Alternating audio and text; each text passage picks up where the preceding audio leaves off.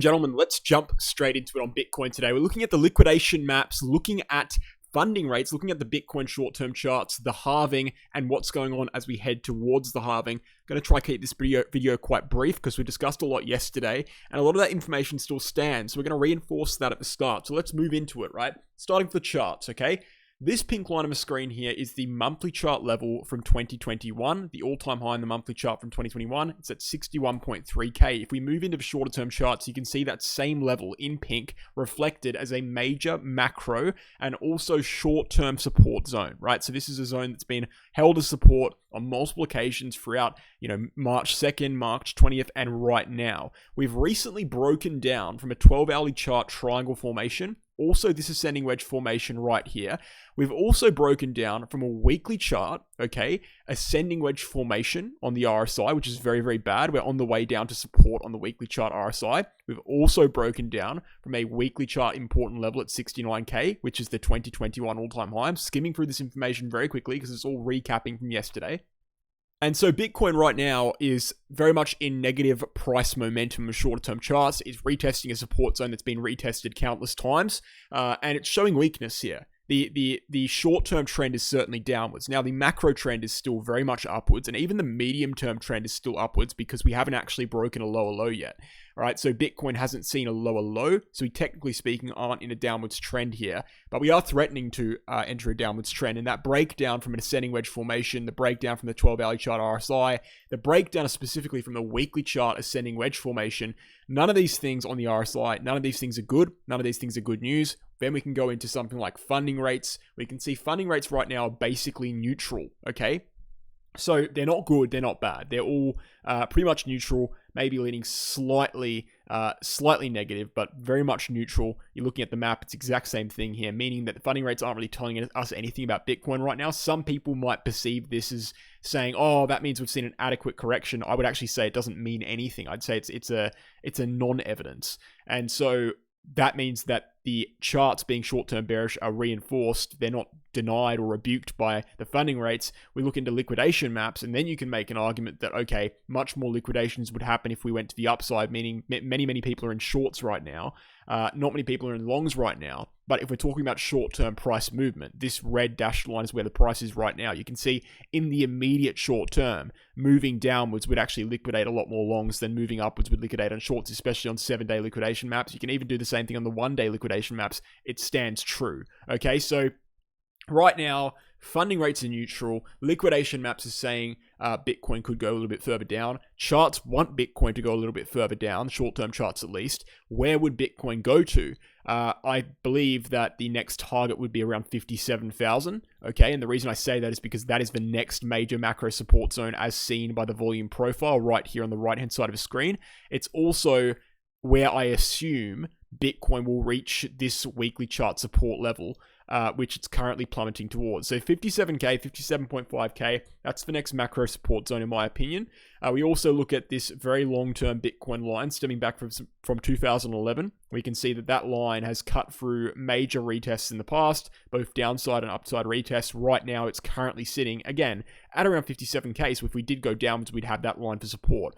So I would actually say that based on short-term charts, medium-term charts right now, again, this is all recapping information. We'll get into new data in a second, that Bitcoin is edging to the downside and probably is going to be seeing, or at least based on these charts, would be likely to be seeing a move downwards to around that 57K level, and then from there, likely find its bottom, okay?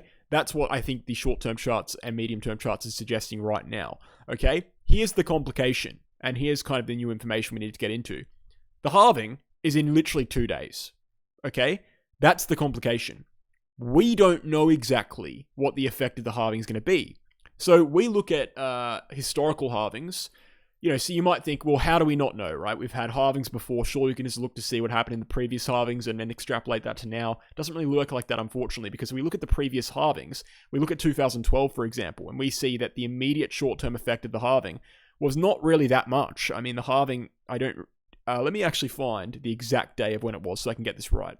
So the halving occurred right here on the 27th. And as you can see, on the 27th itself, there was basically virtually no effect of that halving. The price didn't move because of the halving. No one was buying and selling because of the halving. The halving was a macro event. And eventually, it led to a macro bull market, right? It's a data point within the overall cyclical trend. You look at 2016 and you see virtually the same thing. You see the actual event of the halving itself, right? The halving itself, let's get the exact day here. July 9th, there it is. And you can see right on that candle, that's actually one of the smallest candles we had in this entire range. So the halving, again, short term, did nothing. We go to 2020 and we see basically the same thing. Halving in 2020 was around 15th of May. We see the short-term effect of the halving was basically nothing, okay? It wasn't actually exactly 15th of May, somewhere over here. Point is, no significant price action occurred upon the halving. We were chopping already. Nothing abnormal happened. There was no spike out of the range. There was no, range-breaking price action. Yeah, okay, maybe we saw a little, little up, little down. It doesn't really do anything to the price historically, the halving. But here's the thing. We don't know what it's going to do this time. And with something like this, with a data point like this, and with the cycle we're having right now, guys, we're in a cycle right now where we'll go to the monthly chart just to show you. We've previously seen in prior Bitcoin cycles, okay? Let's clear this chart. 1,100 days from all-time high to breaking all-time high. That's happened before, 2 separate times, okay? That's part of the overall cyclical trends on Bitcoin, supported by many other micro trends. We've now seen Bitcoin breaking all-time highs within 850 days. That's 200 days earlier than expected. This cycle is moving up higher than expected, earlier than expected, without any proper corrections along the way. We haven't seen any downside price action properly for about a year on Bitcoin. This halving and this cycle as a whole could very well be different. And so the fact that it could be different means that we could see a different short-term effect from the halving. And this is why, although I sit here and I say for the first 5 minutes of this video that, the Bitcoin short-term charts are not looking good, we're going to go down to 57K. First and foremost, 57K is not that far away. It's only 8% down. It's really not much at all. And then from there, I think we're going to go upwards. But the reason why I'm not jumping into short positions and the reason why I'm not, putting my life on that prediction is because we have a major event that happens once every 4 years in 2 days, literally 60 hours, that could change everything. So how am I going to sit here and say to you with confidence that Bitcoin is certainly going to go, or it's very, very, very likely to go 57K when the halving's literally 2 days away, and we have evidence on the short-term Bitcoin charts? We go to the hourly chart on Bitcoin. We have evidence of compression on the short-term Bitcoin charts that end around the same time of when the halving is. How am I going to sit here and say that I'm confident in anything happening? What I know right now is that Bitcoin's compressing against support, okay? That compressing will end around the time of the halving, which is this yellow vertical line.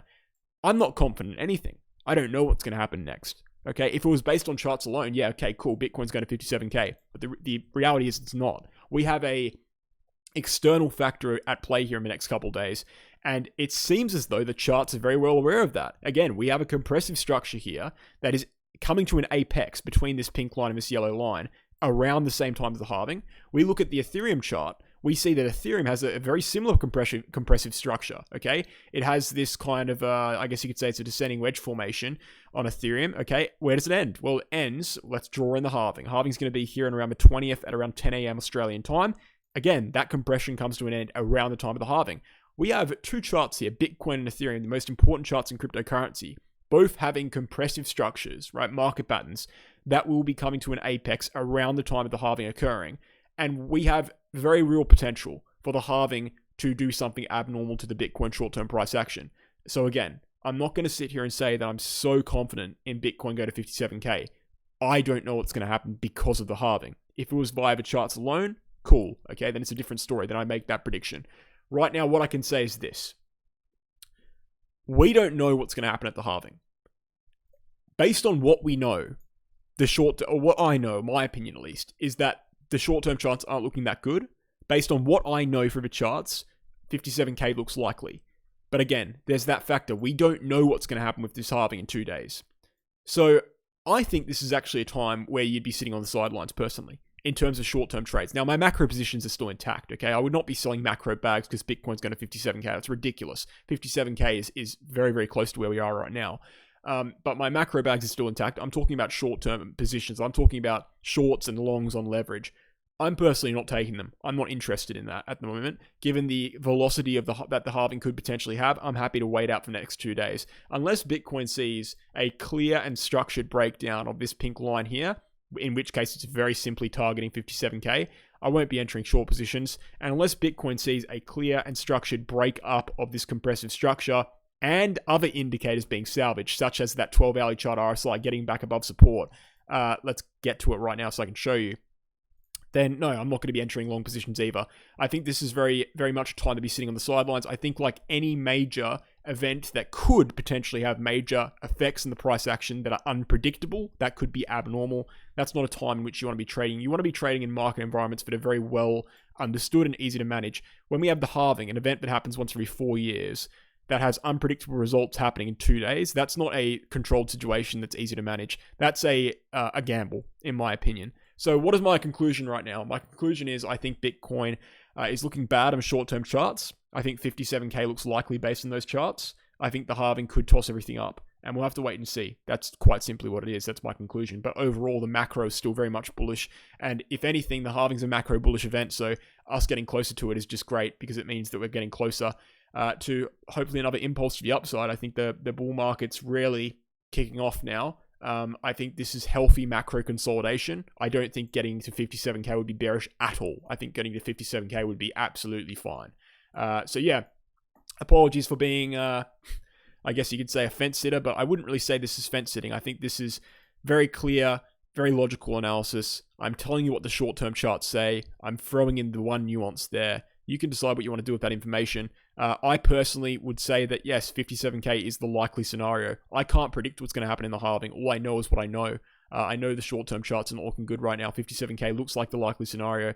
But again, I'm just showing you that nuance there so you know it's there, so you don't get caught off guard. And I don't think a lot of people are doing that right now. I think people need to start doing that. And I think people need to stop assuming, by the way, that the halving is a bullish event on the short term. It's simply not. There's no evidence at all that the halving is a bullish event. There's no evidence at all that the halving is a bearish event. The halving is a very much neutral event on the short term. It is merely a macro data point that has just so happened to line up with a vague macro inclination to tilt upside in a euphoric rally, okay? That's what it is. It's a macro data point. We see historically when halvings occur on Bitcoin, you know, you go back to the, well, look, I'm not going to show you again. I've probably shown you a few times this week already. Point is, when the halving occurs, historically, nothing really happens for a couple months. It only really kicks off after a couple months. So it's not by no means a massive short-term data point, which is why I'm telling you it's hard to know what's going to happen because we just don't have the data. But guys, thank you for watching. Hope you enjoyed. Hope you didn't get too annoyed by the nuances. I understand nuances can be disturbing and frustrating sometimes because you want the market to be clear-cut. Everyone does, but unfortunately, that's just not the game we're playing here. It's a very confusing market, and there's always going to be nuances. So thank you for watching. Hope you enjoyed. BingX and BitGet, my sponsored exchanges on this YouTube channel. Referral links are down below for 15% trading fee discounts. Check them out. Crypto Academy, you want to learn how to trade, that's where you can do it. Let's refresh this page here. Bull market sale, check out all the information on the website. Again, for education on how to trade, you can do that course. And then finally, the VIP group on Telegram. We trade altcoins a few times a week on VIP. We've got 18 months of trading data. And through that 18 months of trading data, we've done about 170 trades, I think. You can check the PDF there. It's fully transparent. And we've got a 77.51% win rate. So check it out. Guys, thank you for watching. Hope you enjoyed. I'll catch you tomorrow.